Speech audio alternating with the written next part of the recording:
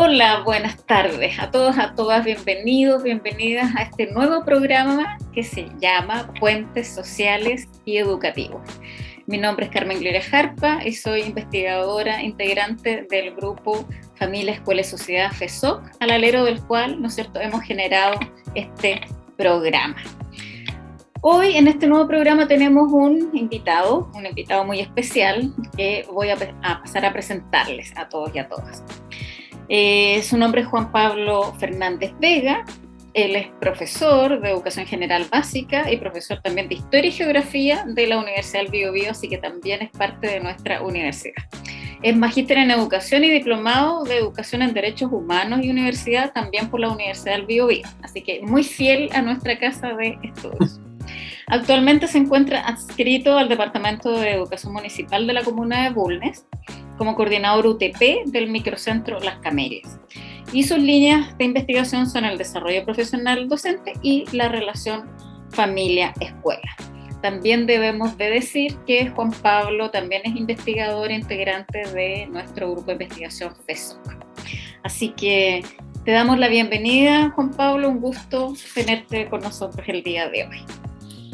Muy agradecido por la invitación y la posibilidad de difundir el trabajo que se ha realizado y también agradecido del grupo FESOC, por supuesto.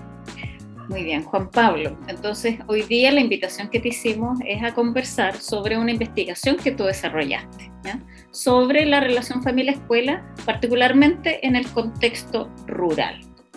Entonces, para que todos y todas las que nos escuchan y nos ven por las distintas plataformas, ¿no es cierto?, en las que se transmite este programa, la primera pregunta entonces que hacerte es si nos puedes explicar de qué trató esta investigación y qué te motivó, ¿no es cierto?, a investigar sobre este interesante tema.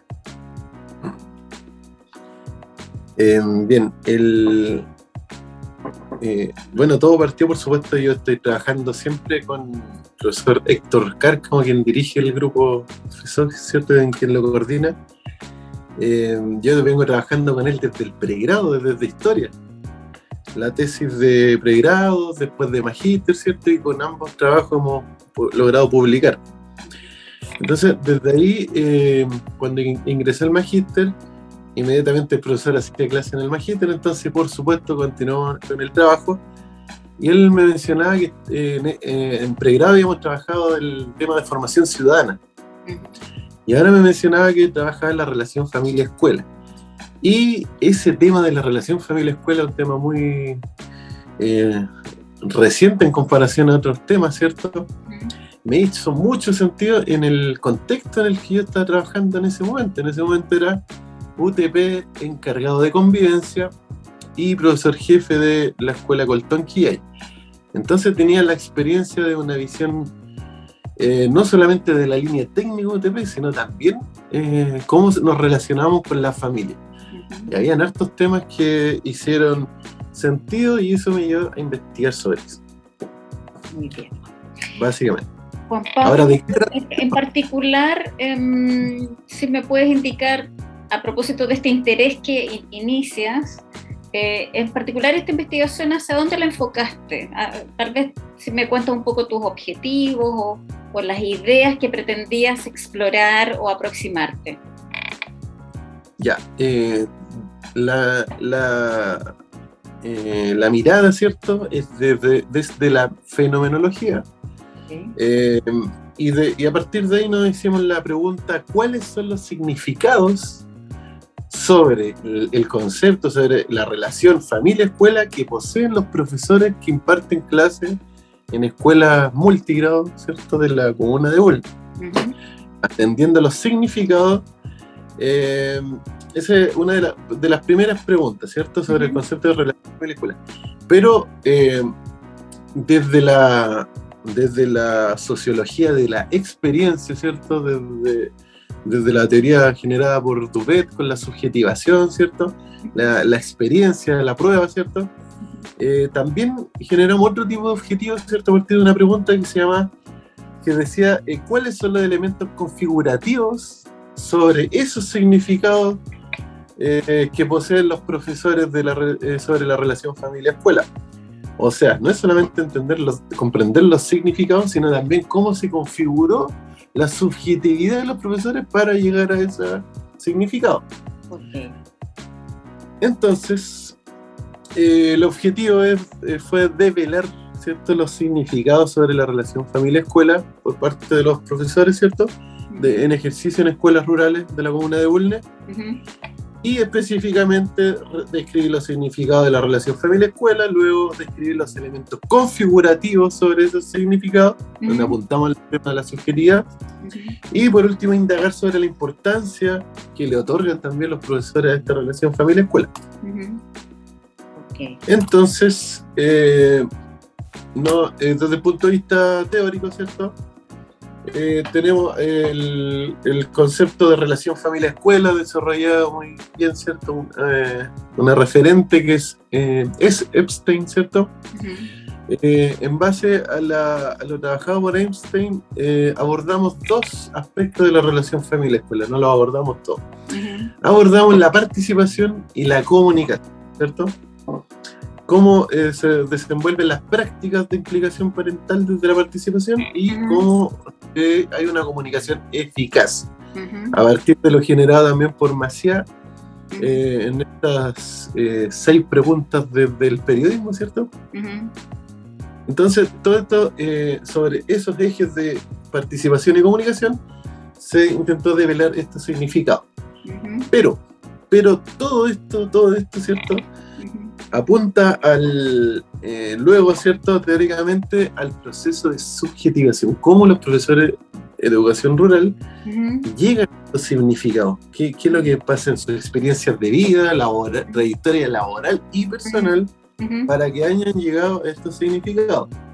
Entonces, un instrumento analítico que utilizamos, ¿cierto?, en su momento fue la noción de prueba desarrollada por Martuchelli, y más específicamente la noción de experiencia de Duvet. Desde el punto de vista de la experiencia, ¿cierto?, y la noción de prueba, hay 3 lógicas de acción donde podemos ir atendiendo al proceso de configuración de la subjetividad. Desde dónde nos tomamos, ¿cierto?, para entender la subjetividad, desde 3 lógicas de acción en las cuales interviene el sujeto. La primera lógica se refiere a la integración, ¿cierto?, cuando interiorizamos todas las obligaciones del sistema, ¿cierto?, como profesionales.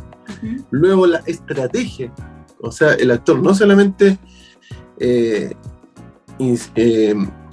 se inserta para sí esta lógica o interioriza para sí, ¿cierto?, este contexto laboral, llámese estructura, leyes, ¿cierto?, rutinas, etcétera, cómo esto lo integra, ¿cierto?, pero también no de manera pasiva, sino también cómo en este juego de pruebas, ¿cierto?, la experiencia, el sujeto va viendo la utilidad de estas obligaciones que tiene, ganancias, ver si se realiza intelectualmente o no.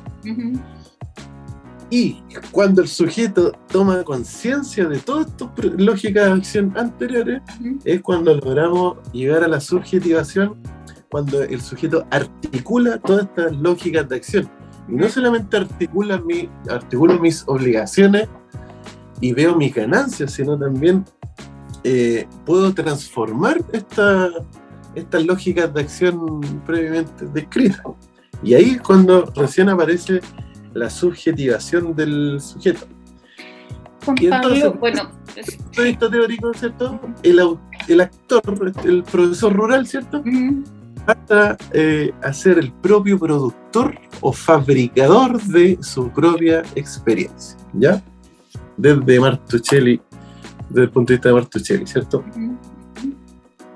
Eso desde el punto de vista teórico. Desde el punto de vista metodológico, ¿cierto?, el enfoque es cualitativo, paradigma interpretativo hermenéutico, y desde la mirada de la sociofenomenología. Tomamos el concepto de vida, ¿cierto?, de mundo de vida de San Martín y Quilapayún. Tomamos también que el concepto de mundo de vida, ¿cierto?, se construye intersubjetivamente, y también todos estos significados otorgan una experiencia adicional a su experiencia de vida desde el punto de vista de los sujetos, ¿cierto? Y el contexto dijimos que era la comuna de Bulnes, ¿cierto? Capital provincial de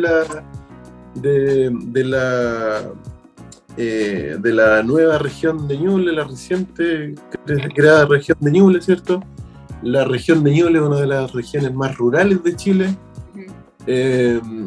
Capital provincial Bulnes, entonces por eso es la importancia, un 30%, en los datos que tenía esa época, ¿cierto? El 30% de la población era rural en Ñuble. Ahora no tengo los datos actuales, pero en ese momento era el 30%, lo que daba de mayor significación el trabajo de investigación.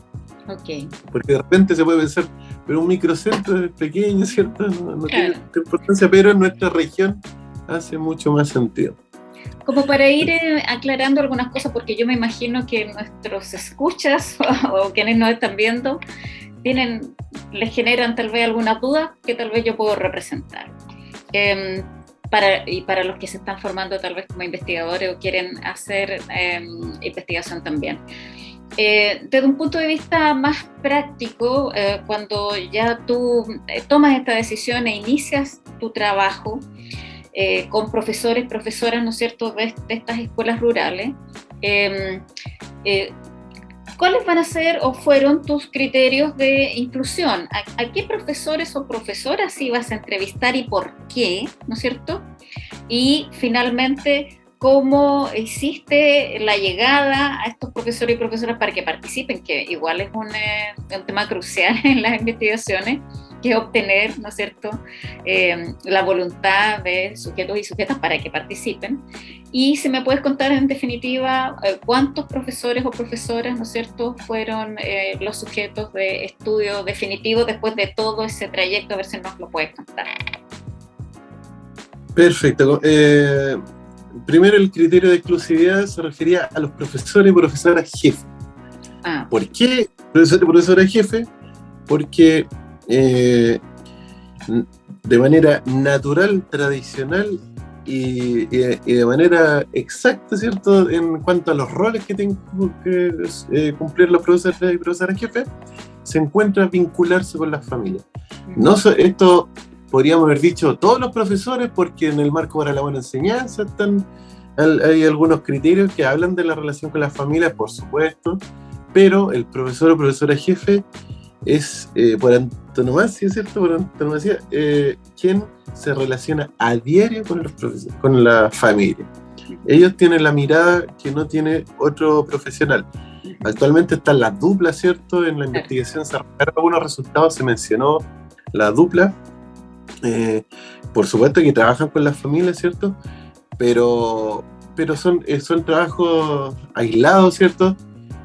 O muchas veces en corto tiempo, ¿cierto? No sistemático muchas veces, porque pensemos que en las escuelas rurales la dupla, por lo menos en Bulnes, va una vez a la semana por cada escuela. Entonces no se puede hacer un trabajo muy profundo. Por eso los profesores jefes son consideré que era un criterio de exclusividad más apropiado. Ahora, ¿cómo accedí, ¿cierto?, a los participantes? Yo pertenezco al microcentro de Las Camelias, conozco a todos los profesores del microcentro, en las reuniones de microcentro, compartimos prácticas, exponemos, ¿cierto? Los conozco en profundidad. ¿Cuántos profesores y profesoras fueron? Fueron 18. Okay. Pero se realizó una entrevista semiestructurada, ¿cierto? Y basada en las categorías deductivas. Fueron entrevistas aproximadamente de 45 minutos y en una reunión de microcentro aproveché y entrevisté casi a la mayoría de los profesores en un momento, con el permiso de los coordinadores de ese momento. Okay. Entonces había, por ejemplo, profesores jefe independientemente de cuánto tiempo llevaran en esa función, o te interesaba también despejar a alguien que tuviera más experiencia sobre aquellos que tal vez que tenían menos experiencia. ¿Cómo decidiste eso? El objetivo era tener acceso a los datos de la totalidad de los profesores jefes para poder realizar una especie de significación más amplia y poder abarcar a todo el microcentro. Entonces, en este momento, la mayoría tiene mucha experiencia, pero había pocos casos que eran un reemplazo y un profesor jefe que tenía poca experiencia, pero en su mayoría tenían todos harta experiencia. Harta experiencia, ok. Bueno, ahí fue, ¿no es cierto?, se desarrolló tu trabajo de campo. Me imagino que después, como todo buen investigador, se dio la tarea de transcribir, ¿no es cierto?, hacer los análisis respectivos hasta encontrar los principales hallazgos. A ver si podemos entrar como en esa conversación, Juan Pablo. Luego de todo ese proceso que igual es largo y trabajoso, ¿no es cierto?, que ir al campo, recoger los datos, analizarlos, te empezaste a dar cuenta de si pudiste llegar a los objetivos que te habías propuesto, ¿no? ¿Qué nos puedes contar tal vez respecto de los principales resultados, ¿no es cierto?, o hallazgos interesantes a propósito del contexto que tú nos explicabas, de que son profesores jefes, de que casi llegaste tal vez a la totalidad de los profesores jefes, ¿sí?, que trabajan en escuelas rurales, ¿no es cierto?, que es un contexto bien peculiar. ¿Qué pasó? ¿Cuáles fueron los principales resultados de esta investigación, Juan Pablo? Ya. Los principales hallazgos, voy a compartir algunos relatos, ¿cierto? Pero en general, los principales hallazgos, ¿cierto?, los tenemos primero en participación. Ajá. La categoría de participación, ¿cierto?, trabajamos, tuvimos los siguientes hallazgos. Desde el punto de la crianza, cómo ven los profesores, ¿cierto?, la relación con las familias, plantean que desde las familias, ¿cierto?, hay un estilo de crianza permisivo, ni democrático ni autoritario, ¿cierto?, sino permisivo. Una posición de autoridad parental poco significativa, ¿ya? También uno de los hallazgos que salieron se refiere al trabajo con la dupla psicosocial. En los equipos de aula, ¿cierto?, semanalmente hay horas destinadas a eso para los profesionales que trabajen con la dupla. Siempre los profesores y profesoras jefes le encargan ciertos trabajos a las duplas. Vayan a la casa porque está faltando mucho el estudiante, o si tenemos a la apoderada, o de repente hay situaciones de violencia, ¿cierto?, etcétera. Siempre se canaliza por medio de la dupla. Entonces, este trabajo con la dupla se desarrolló bien, ¿cierto?, y desde un enfoque interdisciplinario y colaborativo. Pero aquí viene lo interesante, en el equipo de aula, y ahí entramos al tema del PIE, ¿cierto?, en el equipo de aula, entre paréntesis, los roles del equipo de aula no están muy claros en muchos lugares, ¿eh? Es un gran problema. Incluso autoridades del ministerio, cuando han ido a la escuela o a UNED, han planteado que también hay una confusión a nivel ministerial en estos temas. Aquí se clarificaron algunos roles. Eso encuentro uno de los grandes hallazgos. En general, ¿cierto?, los profesores jefe consideran que quien debe dirigir las reuniones de los equipos de aula, donde están todos los profesionales, ¿cierto?, fonoaudiólogo, trabajador social, psicólogos y profesoras diferenciales, quien debe dirigir la conversación y las acciones a seguir es el profesor jefe. La importancia atribuida al profesor jefe desde los profesores jefe, por supuesto, desde su significado. O sea, ellos han notado, cuando me han relatado esa experiencia, en que hay momentos cuando el profesor jefe no lidera este equipo de aula, el trabajo con las familias, por ejemplo, se ve muy disminuido. O sea, el buen desempeño de los equipos de aula siempre va a depender en gran medida más del profesor jefe que de los otros profesionales. Cosa que no queda muy claro en algunos lugares. Luego tenemos el alto voluntariado de democratización. Hay una alta participación, si bien hay una crítica, ¿cierto?, respecto de la crianza, y en general a los padres jóvenes también, más allá del mundo rural, hay críticas en eso. El alto voluntariado, hay un alto voluntariado y democratización por parte con el trabajo de la participación de la familia. Y un ejemplo muy ilustrativo, dos ejemplos muy ilustrativos, es el estofado de San Juan que se hace en 3 escuelas. ¿Ya? Y ahí el compromiso de los apoderados ha sido tan nivel que hay una práctica ya del 90 y algo en una escuela, que ya ha sido tal el nivel de desarrollo del evento que llegan a arrendar carpas grandes y va gente ya de todos los lugares, de Bulnes, de Quillón, de todos lados, y se juntan como 200 personas para realizar el trabajo de estofados de San Juan. Y eso no sería posible sin la implicación parental que se realiza en el trabajo de educación rural. Ahora, o sea, para quienes no conocemos esa tradición, estamos hablando efectivamente de preparar una gran comida. ¿A esto se refiere? ¿Sí? ¿Esto? Se refiere a, además de preparar, ¿cierto?, la logística, la organización previa, de meses previos, ¿cierto?, de preparar comida, o sea, stand de comida para que las familias puedan reunir dinero, y además conseguir artistas de la zona de Ñuble, ¿cierto?, desde el punto de vista folclórico, para que vayan a participar en ese encuentro. O sea, es todo un evento, toda una tarde, dura todo el día, y reúne 200 personas aproximadamente en una escuela muy pequeña que tiene como 22 alumnos, imagínense. Y otro ejemplo, que actualmente la escuela ya la cerraron lamentablemente, pero esa escuela tenía pocos alumnos, ¿cierto? Un profesor unidocente, profesor con 40 y tantos años de experiencia. Él ha logrado que en ese momento que persista la escuela, ¿cierto? Y siempre todo, más allá de los gobiernos de turno, siempre, desde incluso a nivel ministerial, se ha intentado cerrar escuelas rurales que tienen pocos alumnos, porque en el fondo es más caro mantenerlas, ¿cierto? Y es más barato conseguir un furgón, buscar a los niños y llevarlos a otra escuela. Pero aquí el profesor unidocente no ha estado solo. Y ha sido tal el nivel de participación de las familias que han logrado evitar el cierre 2 veces. Mira. A partir, incluso se han tomado la escuela. Se han movilizado. Pero se han tomado la escuela no solamente los apoderados del año particular en que participan formalmente como apoderados, sino apoderados de años anteriores. Alumnos egresados ya con, no sé, con redes, con contactos, con redes, lograron gestionar, ex alumnos, ex apoderados, lograron gestionar un apoyo a esta escuela y a este profesor.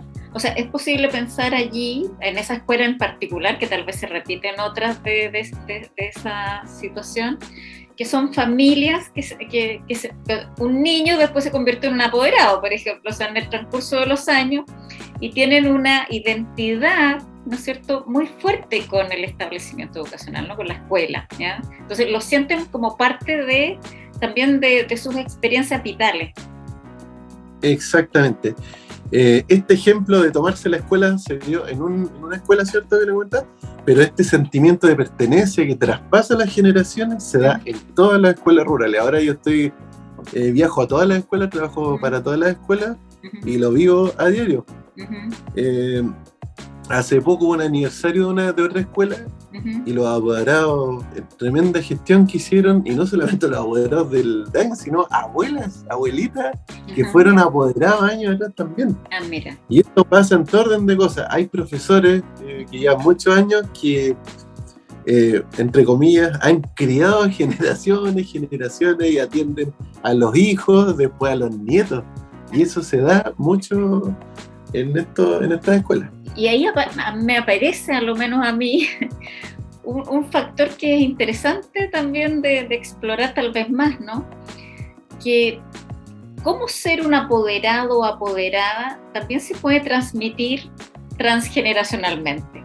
Es decir, estas familias rurales han generado un tipo de vinculación con la escuela que es de mucho mayor cercanía, ¿sí? Y esa misma forma, ¿no es cierto?, estilo de vincularse con la escuela se la transmiten a sus hijos, y estos hijos después, cuando son padres y apoderados, van repitiéndola. Cosa que a veces en el área urbana o en el área, ¿no es cierto?, más urbana, céntrica, hay una relación más distante, ¿no? Y esas relaciones distantes también se transmiten a los hijos. Ahí hay un elemento que hay que recuperar, al menos en el mundo más rural. Justamente, sí. Incluso eso está considerado como una investigación a futuro. Ver la mirada, ¿cierto?, en los significados, ya no desde los profesores, sino desde la familia. Y justamente tratar de indagar sobre lo que usted menciona en relación a cómo la relación familia-escuela se va desarrollando también entre los mismos apoderados. Claro. Hay significados que están rodeando ese tema. Sí, sin duda.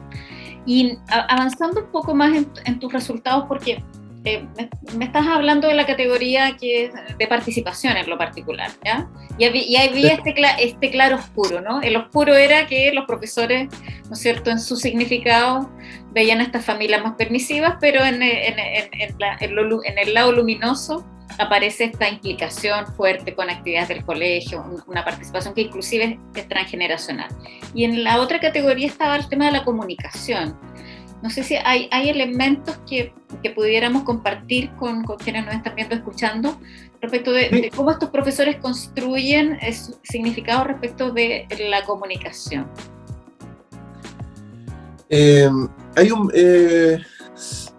Según los hallazgos, ¿cierto? Nos hicimos las preguntas desde el periodismo, ¿cierto? El qué se comunica, el quién debe comunicar, dónde comunicar, cómo se comunica y cuándo comunicarse. Entonces, desde el punto de vista de qué se comunica, los mensajes eran unidireccionales. Aquí hay un claro oscuro, ¿cierto? Una oscuridad, en el sentido de que los mensajes, el qué se comunica, el contenido del mensaje, siempre desde la escuela hacia la familia, ¿ya?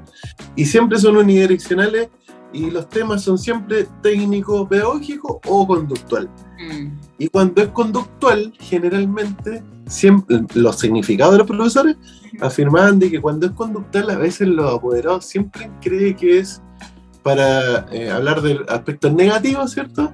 Ellos esperan eso, ¿cierto? Pero muchas veces no se habla solamente de lo negativo, sino de lo positivo. Y lo otro, lo técnico pedagógico, cuando nos referimos al tema de las tareas, ¿cierto? El acompañamiento en el proceso educativo de sus hijos. Entonces, podemos ver que hay una proactividad desde la escuela porque hay un mensaje unidireccional. Hay una intención desde la escuela, hay una política de comunicación, ¿ya? No es al azar. También desde el punto de vista desde el PME y la transparencia, hay una transparencia en algunos hallazgos, ¿cierto? En algunos significados. Hay profesores que trabajan no solamente lo conductual, también lo técnico pedagógico, incluso el PME, el plan de mejoramiento educativo, que muchas veces se queda en el trabajo de los equipos directivos. En las escuelas rurales, como los equipos son más pequeños, todos están al tanto de eso, hay más trabajo colaborativo, pero también se avanza en estas escuelas rurales, en algunas escuelas, en compartir información sobre el plan de mejoramiento educativo, lo que debería ser, ¿cierto?, en todas las escuelas. Y hay transparencia de objetivos curriculares. Ejemplo, yendo a lo práctico, hay profesores y profesoras jefes que comparten sus planificaciones, sus diseños de planificación, se los comparten a los apoderados, en un lenguaje, por supuesto, muy amigable, para generar una especie de ruta hacia lo que deben aprender los estudiantes. Entonces, ¿cuál es lo positivo de esto, cierto? Ya comparándolo con la teoría, aquí la familia comienza a adquirir ciertas competencias pedagógicas propias de la escuela. La escuela va adquiriendo el lenguaje pedagógico. Y eso realmente es un claro, dentro del claro oscuro, es un claro, ¿cierto? Aquí vemos una posibilidad de tener una política desde el punto, ahora ya desde mi rol de OTP, ¿cierto? Puede haber una política, podemos intencionar una política de generar competencias en las familias. Porque uno de los anhelos profesionales, ¿cierto?, que tenemos en la escuela, antes de la llegada de la pandemia nos cambió todo el panorama, ¿cierto? Pero íbamos hacia allá en la escuela donde yo trabajaba en ese momento, y sigo trabajando, en el sentido de transparentar lo que hacemos, comunicar las planificaciones, las evaluaciones, ¿cierto? Y desde ese punto de vista, podríamos tener un mayor compromiso incluso de las familias en lo académico, ¿cierto? Exactamente, sí. Muy interesante, Juan Pablo. Como ya estamos llegando como al final, como broche de oro, y para como ir cerrando las ideas principales de tu investigación.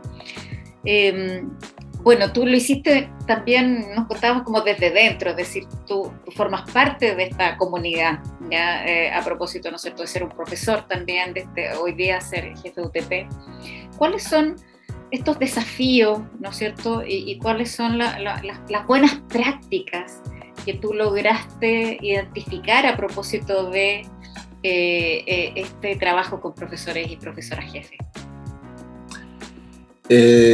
Sí, una de las características, ¿cierto?, de las escuelas rurales es que los directores técnicamente no se llaman directores, se llaman encargados de escuela. ¿Por qué? Porque ellos hacen clase y también gestionan los procesos de la escuela. Entonces, y lo mismo me pasa a mí como UTP, pues yo también hago clases, ¿cierto? Todos los UTP de escuelas rurales hacen clases también. Entonces hay una mirada, ¿cierto?, muy diferente cuando uno hace clase a cuando uno hace clase. Entonces, desde el punto de vista de la gestión, algo que me parece bien interesante desde el punto de vista de la gestión, es que cuando, desde el punto de vista de la participación de las familias, ahí aparecieron factores de voluntariado de los apoderados.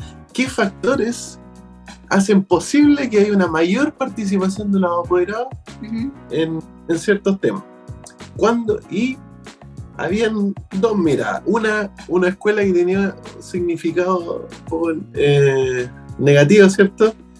Dicen que en la escuela habían profesores que decían que en algunas escuelas, con el tema de la SEP, del financiamiento de escuelas SEP, ¿cierto? Escuelas con alto índice de alumnos prioritarios, los estudiantes, los apoderados terminan acostumbrándose a esta SEP, y están mal acostumbrados, dicen algunos, en este proceso de asistencialismo, ¿cierto? Okay. Que los apoderados esperan que se les den todo. ¿Por qué?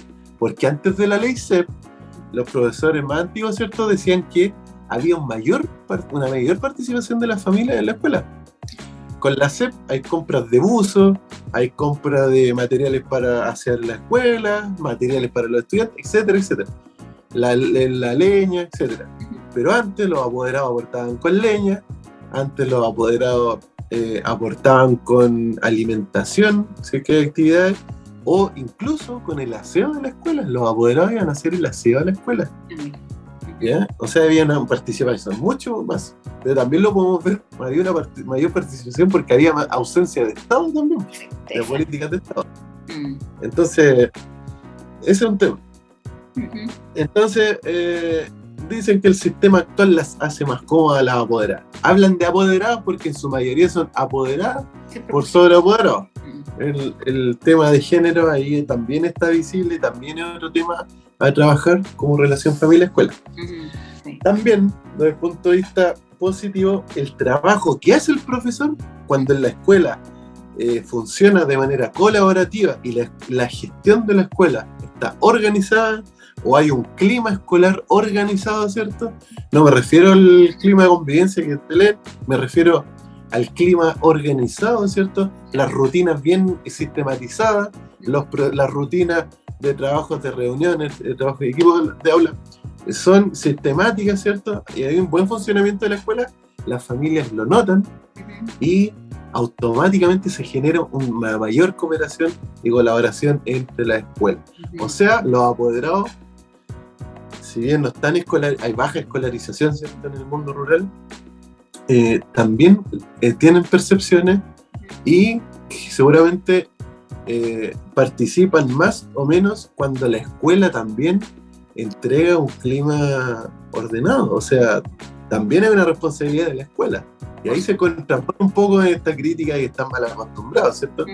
Porque justamente esa escuela que no estaban bien acostumbrada, o sea, está mal acostumbrado según ese profesor, justamente esa escuela no funcionaba muchas veces bien desde el punto de vista del clima organizacional. Sí. Entonces, claramente pareciera que en esta relación familia-escuela ambos actores tienen que poner de su parte, eso parece indudable, ¿no es cierto? La escuela tiene que permitir y brindar espacios nutritivos para que la familia, ¿no es cierto?, active esta implicación parental, pero también la familia tiene que permitir, ¿no es cierto?, que la escuela oriente, ayude, apoye, ¿no es cierto?, a propósito de los aprendizajes de los niños, de las niñas, de sus hijos, de sus hijas. Tiene que haber un trabajo conjunto, ¿no? Justamente. Y ahora respecto a las limitaciones y proyecciones, ¿cierto? ¿Cuáles fueron las limitaciones? Por supuesto, investigar los procesos subjetivos de las familias. No dieron los recursos de tiempo, ¿cierto? Y bueno, para abarcar también a las familias. Por eso es un próximo desafío. También investigar los significados del resto de los funcionarios. Muy importante el trabajo de los asistentes de aula, etcétera, asistentes de educación. También hubiese sido bueno, pero también como proyección, ¿cierto?, realizar un focus group también en la reunión de microcentros. Claro. También es necesario contrastar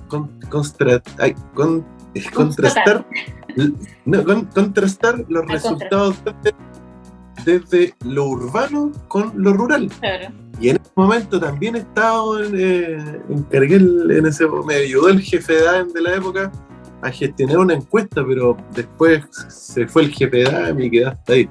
Pero queríamos contrastarlo con una encuesta en lo urbano.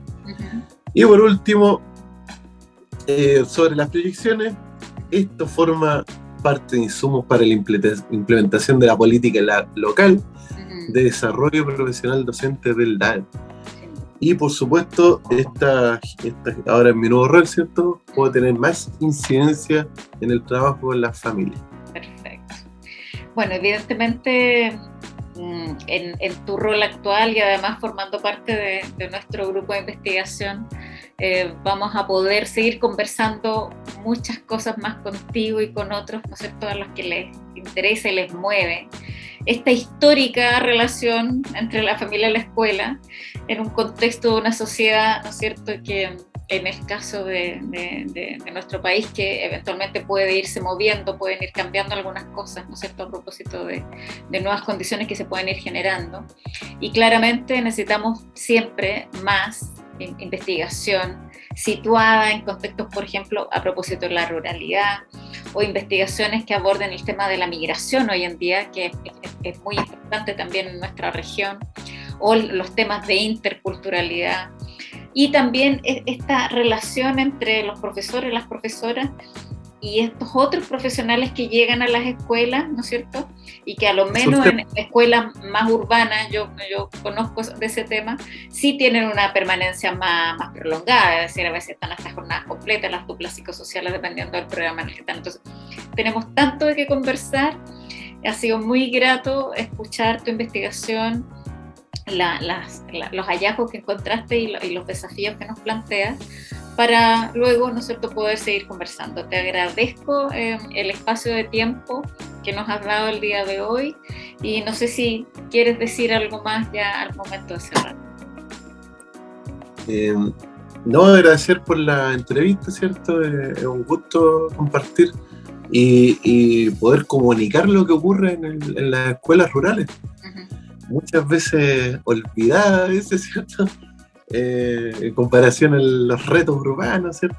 Así es. Pero ese interés, y agradecido por la invitación y por el grupo SECOF que ha podido permitir también mi propia investigación y la comunicación de mi investigación hoy en día. Muy bien. Bueno, nos despedimos entonces, Juan Pablo, muchas gracias por la presentación del día de hoy. Posiblemente nos vamos a volver a ver en alguna otra oportunidad pronto. y a quienes nos han acompañado el día de hoy, decirles que ojalá tengan un buen día y que nos veremos en una próxima oportunidad.